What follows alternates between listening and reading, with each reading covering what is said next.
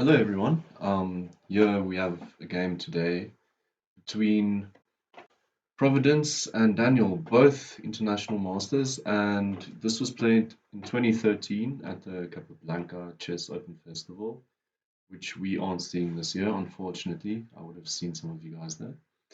And Daniel has got the black pieces, and yet again we see him opt for an Indian.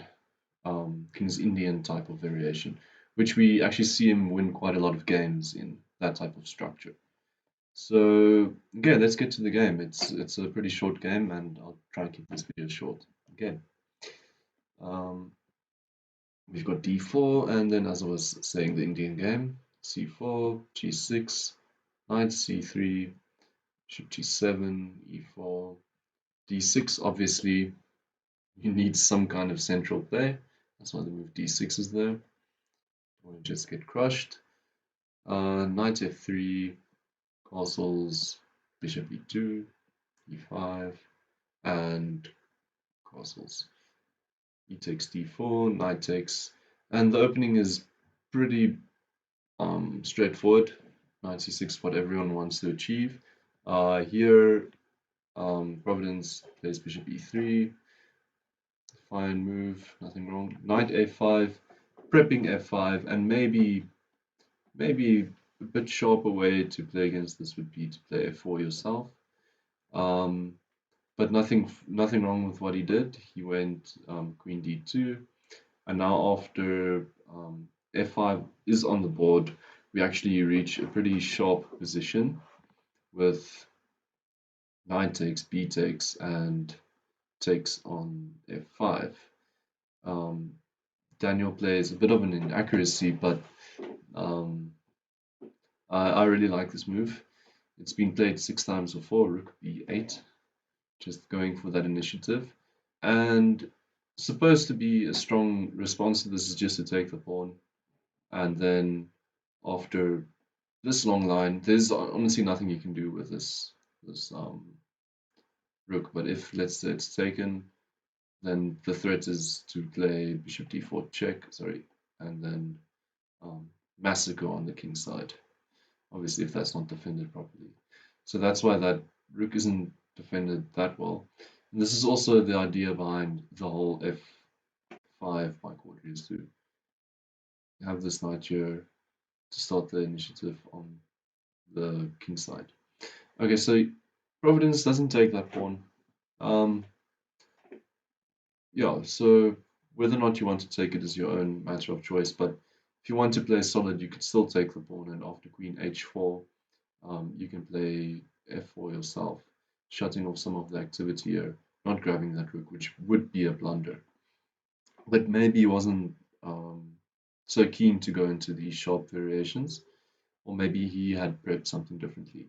So he goes f takes g6, um, and now a truly cool move, and because of f takes g6 being the first time played in this position and making this a new game, Providence making the new move. Daniel Cawdery goes for quite a stunning move here, and you can pause the video for like 2 seconds maybe, see if you can find it.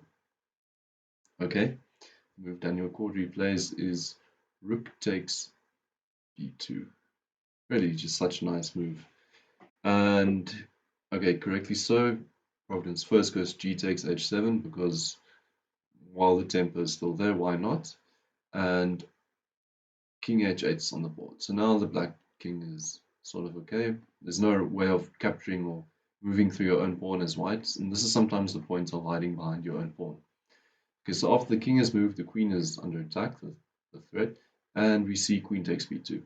And the threat is obviously now on this bishop, on the knight, and we can kind of see Daniel's pieces already coming in here, which was the point of playing rook b8 initially. Quite a beautiful move. Now rook takes e3, played immediately, and already pressure here. And in this moment, we actually still have there's actually still some initiative for white, absurdly. But the way Providence defended actually just doesn't work that well and throws away the initiative. He goes rook a c1 to defend this knight. A better way to continue would have been to have gone something like queen d2. The point being that after bishop takes, you're simply up the exchange after this. Or if and you're attacking on the knight's ghost. But if rook takes first, then you've got the simple g4 move.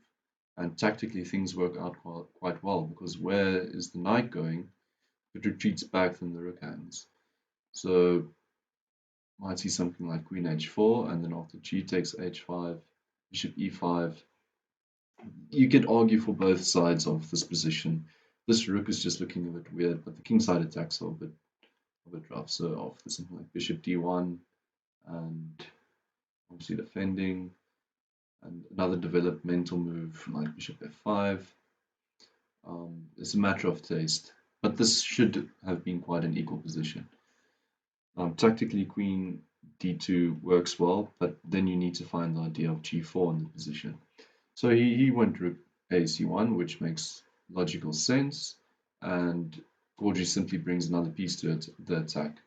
There's not really a way of winning more material here. This would have been a way to lose the game, simply trying like that, because then there are more trades and you're losing your pieces that you are trying to attack with.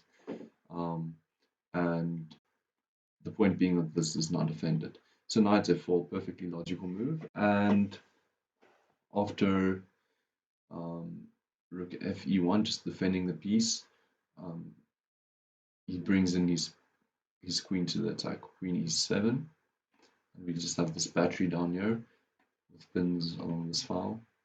And as it stands at the moment, Cawdery is just the exchange down, and well, we can count the pawns. He should be 2 pawns down as well. An exchange and 2 pawns, but his compensation is really clear and feels like he's getting the material back immediately. So in this position, Providence kind of made just a losing blunder. But the position would have probably been held for a bit longer with queen d2. And if you're a computer, you could probably hold this. But for over the board play, I'm really impressed by this rook b8 line Cawdery chose because of the pressure it allowed him to put on Providence. So king f1 was played here, and now it's kind of game over.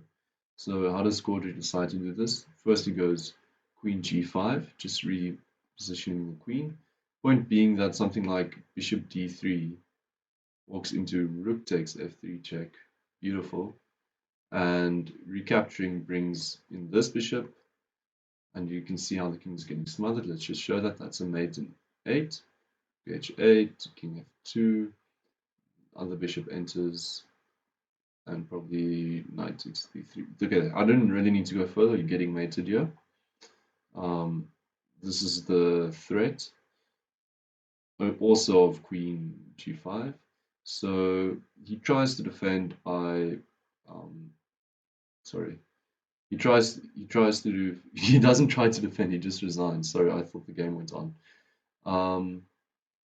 So these last 2 moves actually just won the game. So queen e7, king f1, and then queen g5. Okay, I just showed why this loses. There isn't really a good defense. Bishop d3 being the strongest.